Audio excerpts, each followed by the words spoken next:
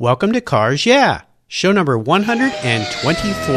This is Cars Yeah, where you'll enjoy interviews with inspiring automotive enthusiasts. Mark Green is here to provide you with a fuel injection of automotive inspiration. So get in, sit down, buckle up, and get ready for a wild ride here on Cars Yeah.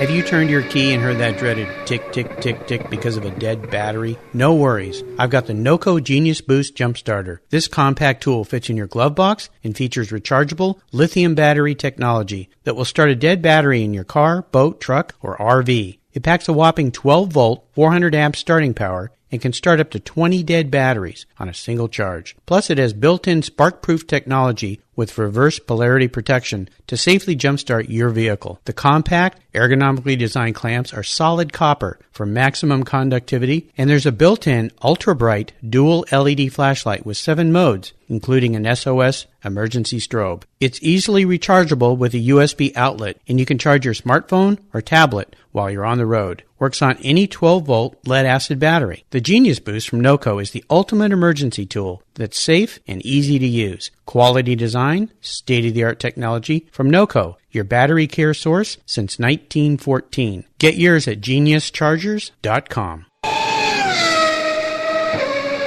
Hello, automotive enthusiasts. Today, I'm really excited to introduce a very special guest, Kevin Davis. Kevin, are you buckled up and ready for a fun ride? Absolutely, buckled up and ready to rock. All right. It is absolutely great to have you here. Kevin Davis is a self-described serial entrepreneur living in Montana, where he manages 5 business ventures from web development to vacation homes. A car guy from an early age, Kevin has always enjoyed meeting other automotive enthusiasts and loves the car hobby. Never one to sit still, he started detailing cars and created his latest product, the Detailer's Helper. It's a lightweight, paint-friendly tool belt designed for professionals and the home enthusiasts who love to take care of their favorite rides. Think of it as a tool belt for the car care crowd. He's with us today just back from the SEMA show in Las Vegas, where he spent some time sharing his new creation with the automotive aftermarket. So Kevin, I've told our listeners just a little bit about you. Would you please take some time and share some more about your history, your career, your interests, and of course your passion for automobiles? Yeah, that's great. Thanks for having me. This is it's been a bit of a crazy couple of weeks here coming back from the SEMA show, and so like you said, I run 5 different businesses, so we might have to do 4 more shows after this so that we can talk about each one of them. But I guess for this week we'll talk about Detailer's Helper and more of the automotive stuff, since that's what your audience wants to hear. Oh, absolutely. My background is I grew up in Oklahoma and Texas, which has quite a bit more car culture than what I'm enjoying here in Montana, primarily because as I look out into this mid-fall weather, it was 15 below zero here and 25 below zero wind chill. Oh, my gosh. As you can imagine, we get about 65 days a year of actual car weather, what I would call car weather. So, sure. So growing up in Oklahoma, it's one of those things where you go to the local Sonic on Friday night and every stall is full and has everybody has their hoods up and that kind of thing. So that's I've sort of learned to adjust to that a little bit, being up here, sort of make my own car culture in my own shop. So sure. From a business standpoint, I run a few different businesses. My background is I sort of a sorted long path to get here, but my degree is in exercise physiology with a double major in business, and started out working and running multi-million-dollar health clubs. Ended up working for a software company on the East Coast that dealt with the fitness industry. So that was an exciting time. Startup company, going through the venture capitalist thing and going through the early days of the internet and raising money and all that. So that was a very exciting time.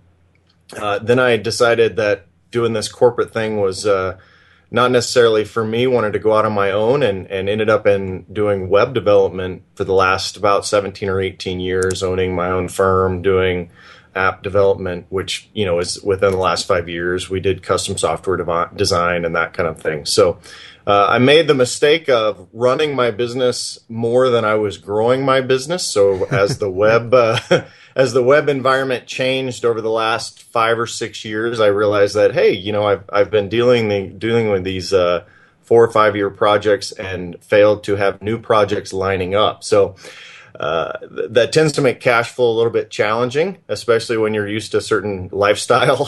Sure. And so we started looking for other opportunities and going back to my car culture, my love of cars. And I've always detailed my own cars, and I've always taken care of them at that level, no matter, what we've driven. I said, hey, maybe doing some detailing businesses on the side would be a good fit for me. And as it turned out, it was. I went through and did some training with some different professionals and sort of learn how to do it correctly from a business standpoint. I tend to approach things systematically and to make sure I'm doing it at the best that I can. Sure. And so we've been running a detailing business for the last few years, which has been great, very successful, given our environment, which obviously tends not to be very clean car oriented, when you have 9 months of winter. Yeah. We do a lot of interior work. I do some high-end paint correction work on some guys that have some collections up here. But most of it is, mom and pop cars and minivans, unfortunately, and that kind of thing. But everybody needs a clean car, right? And needs to take care of it. So yeah, absolutely. In fact, my roots go way back to when I was 14, started a car care business, detailing cars, and did that all the way through college, and then ended up working for 20 years in the car care industry. So I understand car care is fun, and it's a great way to make a living. My son had his own little business going in the summertime between college semesters, so fantastic. Before I get into some of the questions, though, this new product you developed, I want you to talk a little bit about that, because it's really cool, and it's something that I wish I had when I was detailing cars. As I'm doing my detailing, I come a bit more from a construction background. I built my own house and generaled it and all that. So I'm used to having all my tools and materials and all that sort of on my hips, ready to go. And so as I was detailing, I started looking and saying, why am I sort of having to find places to put all of my materials, all my polishes and pads and towels and that sort of thing. And so I started looking for a tool belt that I could use. And what I found was that there wasn't anything on the market that did what I wanted to do. There's really only one tool belt made for automotive or made for detailing that's out there right now. And when I started looking at it, it's got plastic buckles and looks a little bit like a NASCAR. It's got labels all over it. And the biggest thing is it didn't fit the bottles that I use, because it only fits a particular company's bottles for their polish. And so I said, well, if there had been one on the market, I wouldn't even be having this conversation, because I would have just ordered it, used it, and sort of done it for myself. But I'm sort of one of those guys. I'm a problem solver by nature. So when I went out and tried to find one and I saw that there wasn't one on, within about 3 or 4 days, I had measured all my bottles and taken the time I got my wife to set up her sewing machine. I sewed the first prototype, and sort of the rest is history. The prototype worked exactly the way that I anticipated. And so now I have this very paint-friendly tool belt that's lightweight, that you can put all of your stuff right there next to you and work on your car. And so we use it from anything from just high-end paint correction work, which is mainly, get the buffer out, you have your bottles of polish and that kind of thing. Sure. But I also use it for every aspect of detailing and cleaning. So I'll load and unload with the interior products that I use, and for the exterior products I use if I'm doing glass or coatings or anything. So even if you're a car enthusiast and just do your own cars, it's a great fit, because anything where you can carry your stuff around and make your life easier, that's what it's intended to do. Oh, it's an ingenious concept and idea. I love it. And having detailed many cars, and I still enjoy detailing my own cars. Fantastic idea. I love the product, and it's really neat the way you took the bull by the horns and said, you know what, nothing like this exists that works well. I'm going to create it and sell it and bring it to the market. So fantastic. It's been fun. It's been fun to realize too, to talk to the guys. Everyone that has it tells me the same thing. I cannot believe I did this job without this, or I did this task. And so that's, it's a challenge as well to educate the consumer, but it's awesome to hear that, that light bulb sort of goes on once they start using it. Oh, yeah. There's nothing better than that. And of course, receiving orders for something you created, that's the ultimate prize. Oh, So, that's weird. Yeah. Yeah. That's a little surreal, actually. Yeah. Well, I'd love to know a little bit more about Kevin. So as we continue on your journey, I like to start with a success quote. And this is something that's been instrumental in forming your life, and your success has some meaning to you. In fact, I do a blog every week here at Cars Yeah, and I wrote one this morning about a success quote that a guest shared with me yesterday. So I love success quotes. It's a great way to get the inspirational tires churning here on Cars Yeah. So Kevin, take the wheel. Well, I think that I'm not sure if this one's been shared before, but it's fairly common. The one that I use a lot is "Don't get so busy making a living that you forget to make a life." Love it. And I've used that a lot. And I went out and tried to find who said that, and most of them that I saw said that it was anonymous. Someone said that Dolly Parton said that, but I'm not sure she's the originator or not. How have you incorporated that into your life? Because you've been involved in so many different things. How has that success quote had some meaning to you? Well, back in my corporate days, I got to the point where I was traveling 5 or 6 days a week. I would leave on, either Sunday night or Monday morning, come back, and probably a lot of your listeners have go through this as well. But at one point, my wife says, "Hey, would you like to continue to be married?"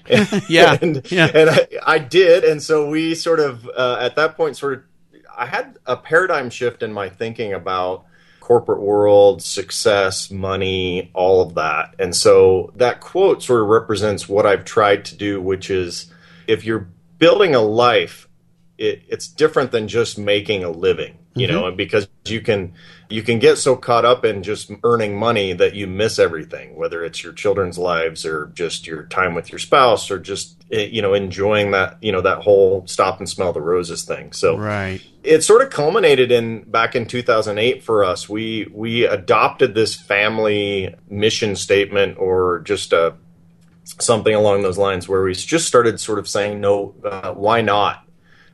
We took the kids out of school. We did a 100-day trip around the United States in our travel trailer. Wow. So we did about 12,000 miles, 34 states in those 100 days. And so the kids enjoyed it. We loved it. I was working at the same time. And so that sort of represents that philosophy of just really living life, because you don't know how long you have. Yeah, fantastic. I love that. That's great. Would you share with me a story that instigated your passion for cars, that pivotal moment in your life when you really knew you were a car guy? It probably goes back to when I was 16 or 17, when I first started I had a hot rod that it was a 67 Chevelle. Cool. And, but at the time I was dating a girl that also had a 67 Chevelle. Her best friend drove a 69 Camaro pace car. Her dad drove a 427 67 split window Corvette. So as you can imagine, my weekends were spent over there at their house a lot. So, Yeah. it was from there that I just really realized that, man, this car thing is awesome. You get to meet cool people. You get to play with cool cars and see things that you build with your hands sort of, work better. And obviously cars break a lot. So that gives you a chance to sort of practice that. Yeah, absolutely. I'm sitting here smiling because thinking back to high school, I got invited to this girl's house for a party, and we were kind of on the verge of dating, I guess you could say, kind of liked each other. And I went out to the garage and saw a Porsche Speedster sitting out there, and her dad was out there cleaning it. And I started talking to him, and he said, "I'm getting ready for a Concours event." And I ended up spending the whole party in the garage helping him clean the car. Needless to say, the young woman wasn't very happy with me, so we never ended up really dating. But I sure had a fun time. Did you stay friends with his dad? That's more. Yeah, I did. I did actually. Yeah. Every time I go over and hang out with him, she'd kind of frown at me. But, we're car guys. I think that would be my approach as well. Yeah, I think so. Kevin, what I'd love to do now is take a look at some of the roads you've driven down and really crawl under the hood here and ask you to share a challenge or a great failure that you faced in your career, but more importantly, share with me how you overcame that situation and what you learned from it. Well, I think I alluded to it a little bit earlier, but one of the issues that I've had with being an entrepreneur is making sure, I don't know if other car guys have this same thing, but we tend to be doers and problem solvers, which you have to balance between being a problem solver and an idea guy and sort of keeping all the balls in the air and everything. But with my web development stuff, I sort of failed in that I was not growing my business at the same time that I was running my business. And so I got to a point where, hey, there's no new projects coming and the mortgage is due and we have all of this to take care of. And so that really was sort of the biggest financial failure that I've had and just going through all that. So the way I solved it is sort of the way I solve everything is I joke with my wife, when we have financial issues or we're worried about money or that kind of thing, my joke is, don't worry, I'll make more. And so the way I do that is I look and see what other opportunities are out there. And that's where the detailing business came in, and then Detailer's Helper. I've got a couple other things that I'm working on now, including I'm doing one of our ways that we've expanded is to buying and owning vacation rentals. And I did that strategically instead of just saying, well, I like this area, let's go there. I started thinking, well, what's an area that we can buy in that is not only a good market to buy in, but will be relatively recession proof. So we ended up in Orlando. We have a house about 12 minutes from Disney. So that's been very successful. We had about 90% booked all of last year. Wow. And so that's great for us. We take pets. I've got a couple little dogs here. So we figure we take our pets, and so we let them go with us. And then, I've got some different stuff that I'm working on now. I'm developing an e-course to help people learn how to do that, along with what I was saying before, which is, not just make money, but to change your life and to build your life around sort of owning and running vacation rentals. Yeah. Well, it sounds like the classic pivot that so many entrepreneurs do when they see that they're digging a hole and maybe that hole is the wrong hole to be digging and they need to crawl out and start digging somewhere else. So I love that. Thanks for sharing that with us. Let's shift gears here and go to the other end of the spectrum. And I'd love for you to share a story when you had a real aha moment in your business or your career, and a time when you realized, this idea is really cool. It's going to make it. And tell us the steps you took to turn that aha moment into your success. The Detailer's Helper is sort of one of my biggest aha moments. Most things have just sort of, culminated and sort of grown over time. But I'm doing a polish job on a 67 GTO. And on a side note there, I would encourage every person that ever uses outside service companies, whether it's a dealership, hot rod shop, transmission shop, whatever, make yourself 4 signs that says, do not wash this car, and put them in your windows. Yeah. This 69 GTO has had a transmission replaced in it, and it looked like that they had washed it with a Brillo pad. Yeah, they probably did. Yeah, and so I was 14 hours or so into restoring the paint, and it came out beautifully, but it had really soft paint on it, and so I'm got my feet under the side of the door. I'm getting ready to polish this door panel, and I realized that my polish was back by the back bumper, which is the fender I had just come from, that rear quarter panel. I had just polished that, and I thought, this is just stupid. I've got to do something about that. And so that's sort of when I thought, that's where all those ideas sort of spun around and said, hey, why don't you build this tool belt? What about tool belts? Is there anything out there on the market? That whole thing that I talked about a little bit earlier. Yeah. But from there, I went in and sewed the prototype, started looking at costs and really figuring out, if this works for me, maybe it'll work for other people, and taking it to the market. Fantastic. I love it. So that's been awesome. Yeah, I like that. How about proudest moments? Is there a moment you can think of? You've probably had many, but one in particular that was a real proud moment in your business or your career? I tell you what, this week last week at SEMA was just very surreal for me. I'm sort of an introvert. I sort of spend a lot of time here at my home office. I don't believe that. I'm not an extrovert, but I play one on TV. How about that? There you go. Okay. On podcast. But, yeah. And so and we live out in the country, and so I don't interact with a lot of people, but I do videos for my detailing business. For the Detailer's Helper, I do some business related videos, and so people have seen me and seen my face and seen the product and all that. And so, we're at SEMA. My wife was getting something to eat, and I hear my name being screamed across the the way saying, "Hey, Kevin Davis, detailer's helper, blah, blah, blah." And so a guy had run over and knew who I was and was excited to see me how cool. and was telling me how awesome the product was. And that happened a couple of times at SEMA. And then from there, every time I would introduce myself, people would say, "Yeah, I know who you are." Well, no one knows who I am. I mean, that's in my mind. I'm thinking, well, this is just weird, you know? And so that was really cool. And then at SEMA, a lot of the detailers that were doing demos in different booths had actually asked me to bring some detailer's helper for them so they could use them in the booths. Oh, nice. And so, you know, to see people actually using the product and seeing it work for them and you know, changing the way they do things was really awesome. Let's have a little bit of fun here, Kevin. What was your first really special car? And maybe you could share a memory you had with that vehicle. It was the 1967 non-SS Chevelle. Man, that was just an awesome car. I've always loved, you know, I like the later models of those, you know, the 69, 72 in there. Yeah. But there's something about the 67 and its big hips and, you know, it's just longer and wider. And I got that when I was probably 17. It had a 350 in it already, so it wasn't original. It didn't have the 283 in it. And so I took it apart, rebuilt it, got it sort of where I wanted to be. You know, when you're in high school, you don't have the kind of money that you need to do a full restoration on it, but we did what we could. You know, the cool thing, the memory that I have of that car is I needed money to get paint. I'm about to be 42. When I was in late high school, early college, they would always have these ads for, you know, come to Alaska and do the fishing industry. Sure. And so I thought, hey, that sounds fun. Well, it really wasn't fun, but a lot of hard work. I went to Alaska, worked 20 hours a day, came home and spent almost every dime of that money to have the car painted black. Yeah. And so that's sort of a special memory of that. I've since had another 67 Chevelle.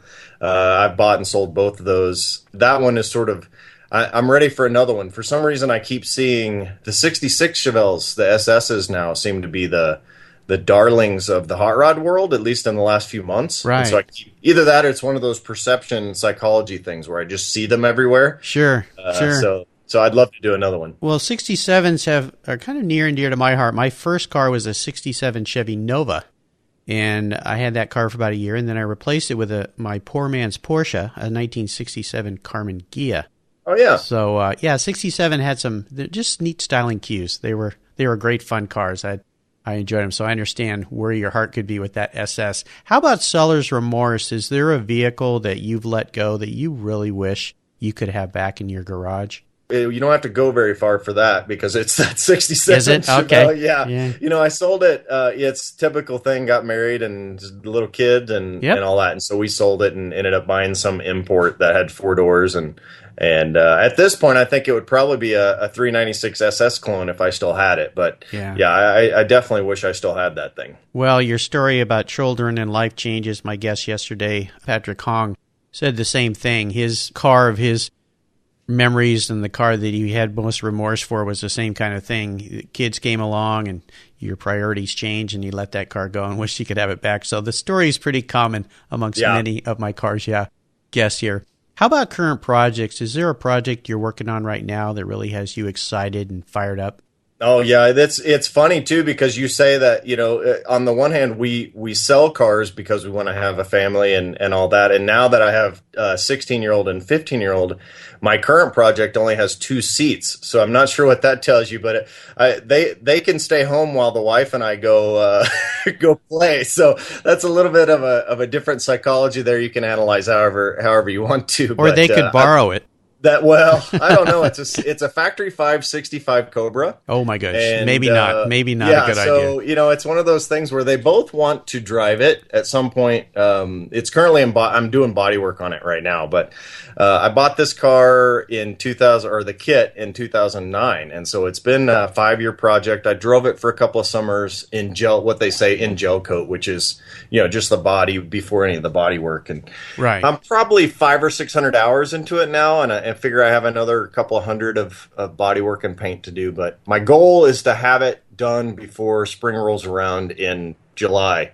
So yeah, those are really cool cars. And Is it Dave Smith that runs? Yeah, Dave Smith started the company with his brother, and they have 4 different models that they make. But in my opinion, if you're looking for a Cobra replica in this price range, you can't beat them. I mean, they've got big 4-inch tubing and made as a race car, and so I took pulled the old 302 out of it and put a 347 stroker in it with stacked injection last year. So nice. It's I've taken it out with cold tires, and I'm actually afraid of it. So my advice for you with that car is the throttle goes both ways. That's right. Yeah, for sure. So it's got about 420 horsepower in there. So for a 2100 power car, that's a little bit scary, but there are guys running 600 plus, so I figure if they can do it, then as long as I'm not stupid, I'll be fine. Yep. Yeah, don't be stupid. That's not good. Not in a car with that kind of power to weight ratio. That's right. Yeah, you got to respect it for sure. Sure. Well, speaking of cars, as we always are here on Cars Yeah, here's a funny question for you. If you were a car, what kind of car would Kevin Davis be, and why? I would probably be something not very sexy whatsoever. It's probably an old farm truck. I like that. Is where I come in. The reason I say that is because I'm pretty utilitarian, so I'm sort of one of those guys that if you want something done, you can get it done. Yeah. At the same time, I'm a little temperamental when it comes to winter time. So, those old farm trucks tend to be hard to start in the winter time. So, sure. that would probably be me. Definitely be an old farm truck. I like that. Great answer. All right, Kevin, we're up to what I call the last lap. And this is where I fire off a series of questions and you give our listeners some very quick blips of the throttle answers. So are you ready? Sure. What's the best automotive advice you've ever received? Life is too short to drive a minivan. Very nice. Would you share one of your personal habits that you believe has contributed to your success?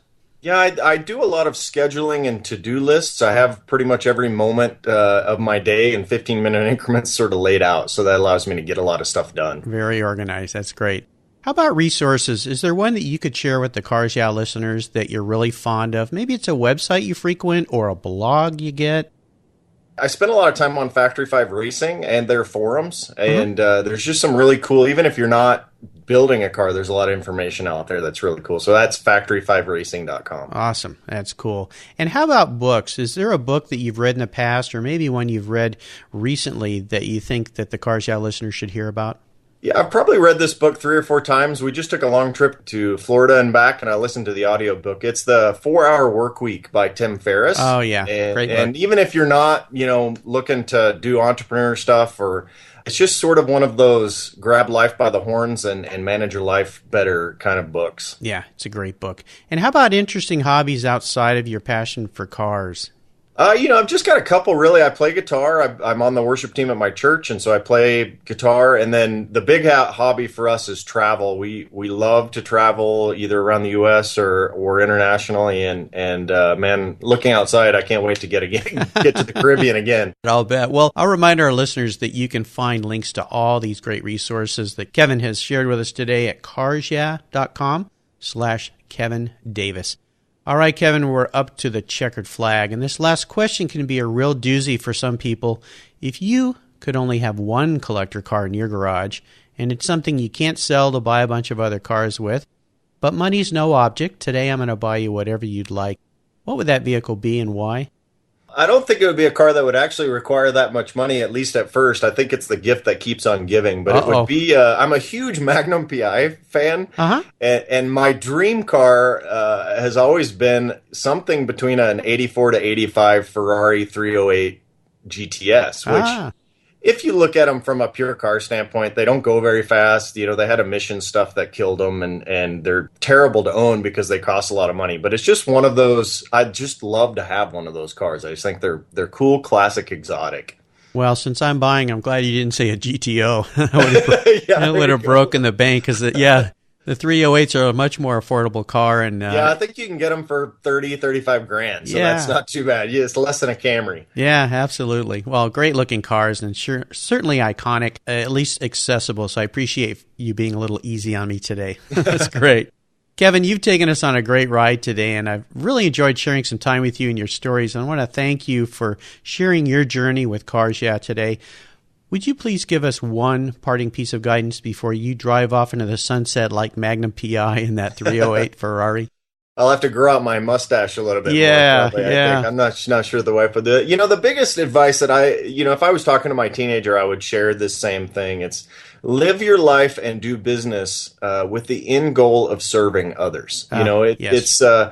This has sort of been another paradigm shift for me, in that if I look at everything that I produce, whether it be products or services or information, if I'm doing it with the idea that I want to help others do more in their lives, then I think that comes back around. The people will pay you for those things because they are genuinely being helped from that. And so that goes back into what I was saying before, make sure you're building a life for you, your family, and those around you.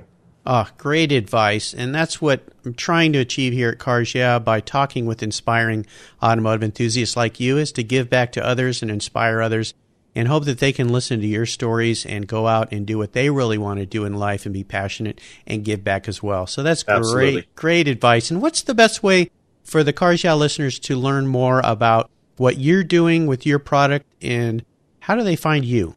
You can go, if you're interested in the Detailer's Helper tool belt, it's at detailershelper.com. You can find us on Facebook, facebook.com/Detailers Helper, or you can just use the search box for Detailers Helper. If you happen to be interested in vacation rentals, you can go to yourexceptionallife.com. We're doing some cool things over there. So, definitely a lot of stuff going on here. So reach out to me, and I'd be happy to help anybody with anything that they've got going on as well, advice and that kind of thing. Well, fantastic. And you can find links to all these great resources at carsyeah.com/Kevin Davis. Kevin, thank you for being so generous today with your time and your expertise, your enthusiasm, and sharing your experiences with me and the Cars Yeah listeners. Until we talk again, I'll see you down the road. Thank you so much for joining us on today's ride here at Cars Yeah. Drive on over to carsyeah.com to find show notes and inspiring automotive fun. Download your free copy of Filler Up, a fun book filled with gorgeous photographs of fuel filler fun, including quotes from more inspiring automotive enthusiasts. Download your copy today, and we'll see you next time on Cars Yeah.